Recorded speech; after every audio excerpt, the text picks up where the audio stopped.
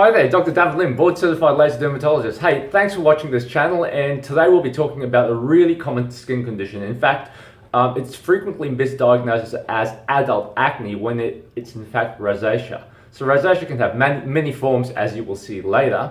It can present as pimples, redness, flushing, blushing, broken capillaries, or even enlarged noses. So it's so super common. Bill Clinton suffers from it, Renee Zellweger suffers from rosacea, Cameron Diaz, Jay Leno, and in the UK, the royal family suffers from rosacea. So it is called curse of the Celtics, and more common than obviously in Irish or Anglo-Saxon origins, and it can be treated but not cured. So how I approach rosacea is this: we work as a team. I'm a laser dermatologist, so I'll show you my methods of treating rosacea later on, but it's really important that there are medical methods to actually treat rosacea and natural ways as well. So the first thing you need to do is actually reduce your exposure to factors that can flare up rosacea. This may be stress, heat, alcohol, caffeine, spicy foods, and hot drinks. The second thing is that not all people with rosacea will have the same trigger factors, so each one's unique. Rosacea is as unique as you are. So some people may have trigger factors such as stress or exercise. Some people may have even weird stuff like wasabi flares up your rosacea. So you've got to figure out your trigger factors.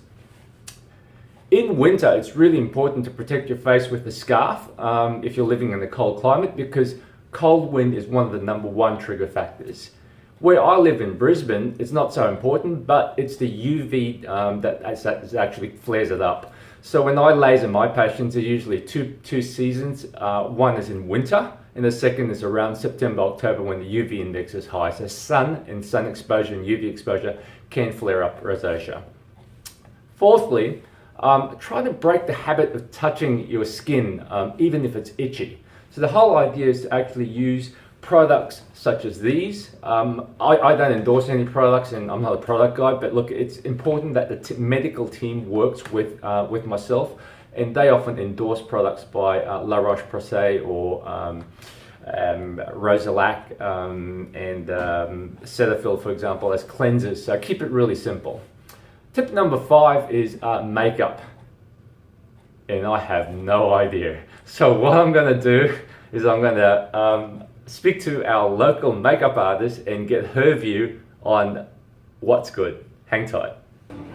Okay guys, so hey, look, like I said, I've got no idea about makeup, but I've got someone here, Rochelle, who is an expert on makeup. Rochelle, can you give us some tips in regards to your favorite makeup? And so you want to use mineral makeup because it's a lot better for the skin. You're not going to irritate the skin or harm the skin. Jane Ardell's probably the best one on the market. It's also going to give you coverage. It's not going to feel heavy on your skin, so that's why I like it so much. Very good. And no fragrances, no parabens as well, right? Nothing in there. Cool. Hey, look, I'm not all that bad with makeup, but hey, thanks for that, Rochelle. That's okay. Cheers.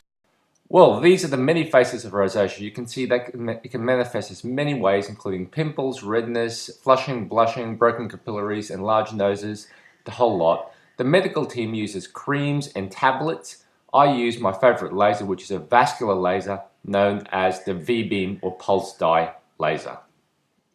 Like I said, the laser choice for me for treating broken blood vessels and capillaries is the V-beam laser. It's got an inbuilt cooling device, so it's very comfortable for the patient. Yeah, it still hurts, but it's much less painful than without actually the cooling device here. So here we go. Count of 3, 1, 2, 3.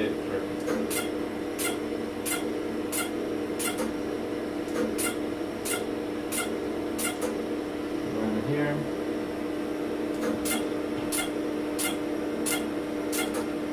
We're treating the broken capillaries, and that's it. Done. This laser is really flexible. We have different hand pieces for it and different heads. In this situation, I'm using what's known as an elliptical spot size. So you can see I'm using this to actually trace the blood vessels. So we can either deliver it in a circle, it's like a 10 mil circle, or we can use an ellipse and actually trace the blood vessels and deliver the laser energy in a line. So I like using this because we can actually trace the vessels as well. Another laser which I use is a KTP laser, which is a 532 wavelength, and that's a tracing laser. Here I'm using it in a different setting. You can see I'm using it in a spot setting. So it's a 10 millimeter spot size. And what I'm doing is that I'm double hitting, so I call it a double tap to the area. I like what's called TIP, or transient intermittent purpura. In other words, slight bruising, and this will give me a good endpoint. There will be some swelling for about a day or two, but this endpoint is really, really good for treating rosacea. And here I am treating it as well with the 10 mil spot size. You can see this lady has florid rosacea. She's got extreme redness on her cheeks and her forehead. It's not caused by me lasering, it's actually, that's her natural skin color. So she needs about 3 to 4 treatments, and I improved it by about 80%. So here I am using the V-beam in the elliptical setting, once again tracing those alar vessels, in other words blood vessels around the nose. Blood vessels around the nose are super common, but they're really easy to treat.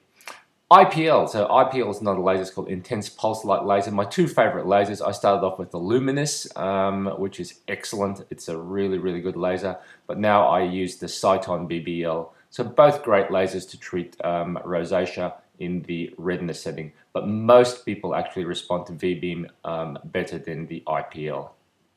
Another way to treat IPL is called long pulse 1064 or laser genesis. So I use the laser of choice is the Kutira, so I like actually using the Kutira for this. And it basically treats the overall redness and improves the skin tone. So we call it laser genesis or skin toning. That's great for rosacea. What are the before and afters? These are typical cases of rosacea before and after. So these are about after 2 treatments using the V-beam laser, so with the pulse dye laser. And this is the before using the IPL, and this is after 2 to 3 treatments of the IPL. So it's a marked improvement in the redness, and that's using IPL. So once again, there are many, many different devices to treat rosacea. This is a tracing laser, so I use this as a V-beam laser. So I used 3 to 4 treatments to get that result. And once again, V-beam's excellent on the nose, and certainly for resistant vessels, we can actually use the 1064 laser for that. So this is rhinophyma. Rhinophyma is the extreme variant of rosacea. It doesn't occur in everyone, but it occurs mainly in men with chronic inflammation, so inflammation over time. And the laser of choice I use is basically an erbium laser, but most often the CO2 laser. So generally speaking, I use an erbium first. I usually do 2 passes. The reason being is that my erbium is overclocked, in other words, super powerful, so I can actually get into the tissues deeper. And after 2 passes of that, I usually get pinpoint bleeding, which means the erbium is hopeless, and then I swap to my CO2 laser. So what happens with this laser is that the laser acts as a sculpting tool. So I used to use what's known as a diathermy, but now with the advent of lasers, it's much more accurate. And usually it takes me about half an hour to perform this procedure, and it takes the patient several weeks before they recover. So this is the before. This is how much tissue I remove. That's a huge amount of tissue. Absolutely huge amount of tissue. I stop where the pilosebaceous glands are, so that's a good safety margin to stop. And they hate me. They absolutely hate me for 2 to 3 weeks because it does take up to 3 weeks before it heals. But if you look at the before and after, these patients are the most thankful patients because you give them quality of life back. So imagine walking around with the nose like this, but then after laser treatment, you have next to a normal nose.